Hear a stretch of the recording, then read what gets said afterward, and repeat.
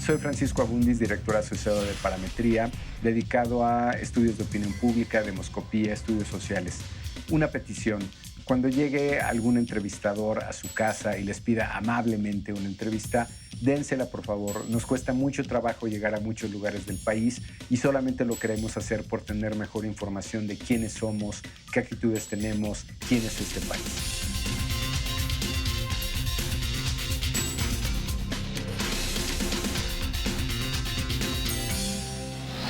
Francisco Abundis, siempre me da mucho gusto verte. Gracias por venir. El gusto es mío, Katia. Pues tú eres fundador de Parametría, eres un encuestador con una vocación de explicación sociológica. Y acabas de publicar hace unas semanas una columna y una encuesta que me dejó patidifusa sobre este fenómeno que estamos viendo ligado a la migración y como un renacimiento de la xenofobia. ¿Así lo lees tú? Te diría que lamentablemente yo creo que es más bien una vuelta a como somos normalmente.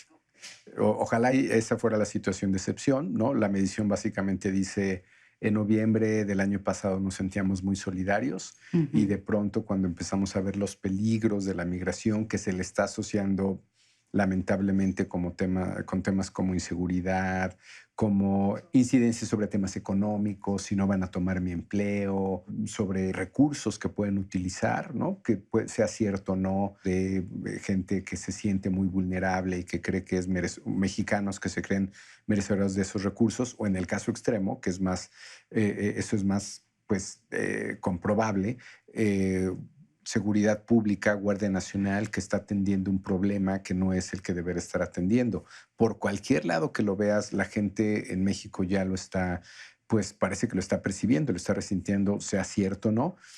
Pero al final te diría, tenemos mediciones nosotros desde hace más de 5 años, algunas propias de Parametría, otras encargadas por la Cámara de Diputados, donde siempre hemos estado en una visión muy asimétrica del problema. Queremos, porque nosotros somos en sí mismo una población migrante, hay que recordar que en este país viven 125 millones de mexicanos, pero hay otros 12, casi 1 de cada 10 mexicanos que están en Estados Unidos. Es decir, en realidad nosotros somos 137. Lo que pasa es que 10% se nos fueron. Pero quisiéramos que esos 12 que están allá, que por cierto la mitad son legales y la otra mitad ilegales, quisiéramos que les dieran derechos, que los trataran bien, que fueran, que se consideraran como una aportación a la sociedad estadounidense. Pero no cuando lo hacemos acá. Cuando nosotros, ¿no?, lo comparamos con cómo tratamos a los ciudadanos de Nicaragua, de Honduras, de cualquier país centroamericano, Salvador, Guatemala, ese es otro estándar. No es lo mismo, ¿no? No es lo mismo los mexicanos en Estados Unidos que los derechos que puedan tener los centroamericanos en México. Ese doble estándar, Katia, lo tenemos desde hace mucho tiempo. Entonces, más bien a mí lo que me tenía sorprendido era esta solidaridad que varios medimos, que eso yo lamentablemente lo veo más como un momento de excepción. Y lo normal es este doble estándar de queremos que nos traten bien, pero no estamos dispuestos a conceder esos derechos a la gente de Centroamérica. Los números de personas detenidas en México se han incrementado mucho y se van a Así es. incrementar más en los próximos días y meses también por este Así es. acuerdo en el que llegó el gobierno mexicano con Estados Unidos de pues casi volvernos un tercer país seguro, aunque el discurso acá es ir tras la trata de personas, etcétera. Entonces, los números han aumentado muchísimo. Tan solo en este año estaba leyendo cifras del Instituto Nacional de Migración, llevamos 77,000 detenidos. Y entonces esto es un fenómeno que de pronto explota también y hace que lo percibamos diferente. En el momento que ves los niveles de conocimiento, sí hay mucha más gente preocupada. Como bien señalas, si lo comparamos con los últimos 2 años, en el 17 fueron cerca de poco menos de 95,000 deportaciones, 94,000 y algo. Después, cuando pasas al 18, este número se incrementa a casi 135,000 y en el primer trimestre llegamos a 50,000, que a ese ritmo el año cerraría en 200,000. Es decir, que en un periodo de 2 años pasaste de 90 y tantos mil a 200,000, lo cual coincide mucho con tus números de ir casi en 70 y algo en el mes que estamos. Entonces, no, digamos, hay un fenómeno real, ¿no? El tema de la causalidad puede ser otro, ¿no? Algunos le están atribuyendo incremento en la frecuencia o número de migrantes, porque además no es nada más el número, ha cambiado el patrón, digamos, de quién migra, que eso, en fin, son otros temas, pero ha llevado a situaciones de mayor vulnerabilidad y condiciones más complicadas porque pasó de hombres solos migrando a familias. Sí. Y ese es un patrón que no existía. Y estamos viendo ya las consecuencias, lamentablemente, ¿no? Si ciertamente un hombre solo no es tan vulnerable, ¿no? Verá con sus propios medios cómo se defiende, que ese mismo hombre solo con un infante. Eso a ambos ya los hace más vulnerables. Entonces, no es un tema nada más de número, también está cambiando el patrón de quién está migrando. Pero, en fin, más allá de la causa, y que hay que ponerlo también a gran perspectiva, no es pues, exclusivo de nuestra región. No, está pasando en África, está pasando en Europa, está pasando en Asia. Es Y decir, por es un... muchos factores, por violencia, también por cambio climático, el desplazamiento forzado se está empezando a medir y está empezando a crecer, como dices, en muchas partes del mundo. Exacto. Es muy irónico porque ahora, si lo ves en grandes números, los mexicanos migrando hacia Estados Unidos, prácticamente entre esos y los que están regresando ya tienes una tasa cero, si no es que Entonces, una tasa decreciente. ujú, Ya no lo veríamos nosotros como nuestro tema, que fue un tema histórico, ¿no? sí. Hay que también decir que no deja de ser una de las tres fuentes más importantes de ingreso de este país, junto con turismo y petróleo. Las remesas son fundamentales para la economía de este país.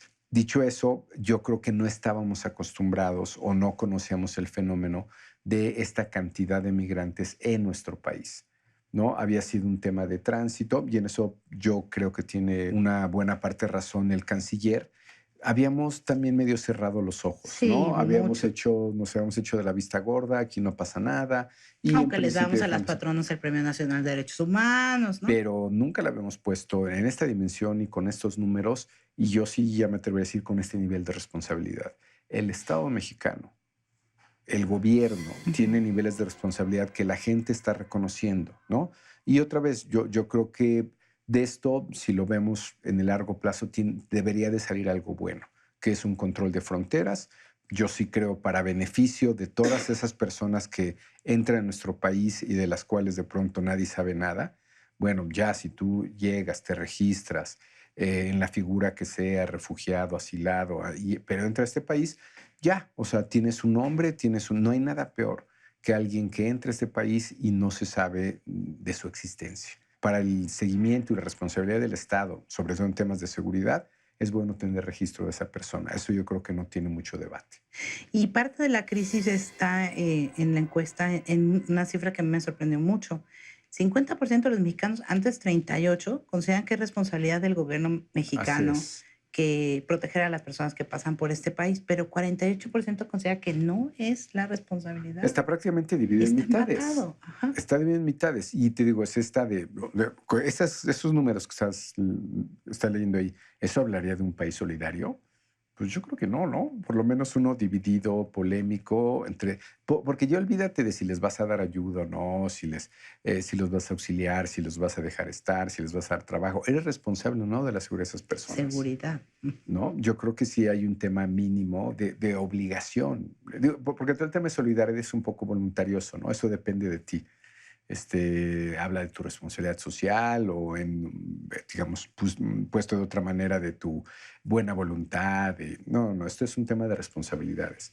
Y Ujú. en esos números dirías que hay buena parte de la población que considera que el Estado mexicano no tiene responsabilidades. Paco, tú que te la pasas midiendo a este fenómeno llamado opinión pública, ¿qué es lo que más te preocupa hoy en México? La polarización, con mucho. Yo creo que yo creo que es incluso sano debatir sobre ciertos temas, sobre la desigualdad en este país, sobre nuestros prejuicios, sobre nuestro racismo, sobre nuestro clasismo. Yo creo, eso sin duda, y a aceptarlo como un hecho, por algo se empieza. Pero hay muchas formas de debatirlo y yo creo que no estamos encontrando la mejor. Yo creo que reconocerlo está bien, pero con una visión de conciliación y no de división. Y la polarización inevitablemente te lleva a la división. No hay que olvidar que como colonia, 3 siglos de colonia, donde éramos una sociedad de castas, donde había un gran prejuicio racial, donde se creó buena parte de la desigualdad que tenemos, esa historia es más larga que nuestra historia de México independiente. Mm. Fueron 3 siglos contra 2 siglos de independencia. en grandes números.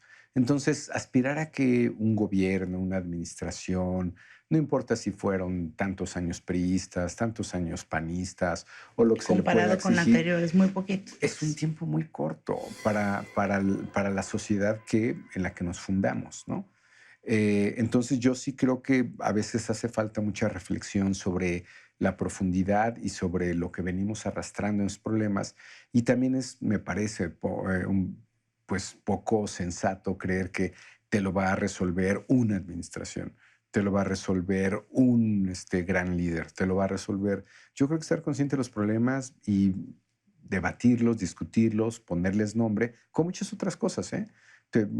Fenómenos más contemporáneos, te diría violencia de género, hay que ponerle nombre y ponerle situación. Bullying, hay que ponerle nombre y ponerle situación. Igual el resto, clasismo, racismo, el Exclusión. fenómeno, exclusión, el problema del cual quieras debatir, hay que ponerle nombre y ejemplos de qué estamos hablando para ubicarnos, ¿no?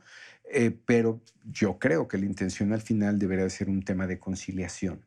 Y yo creo que estamos en un momento de polarización donde estamos dejando de hablar, estamos dejando de tolerar y estamos, me parece a mí, llevando esto a situaciones un poco de reivindicación, rencor, Venganza venganza en lugar de justicia.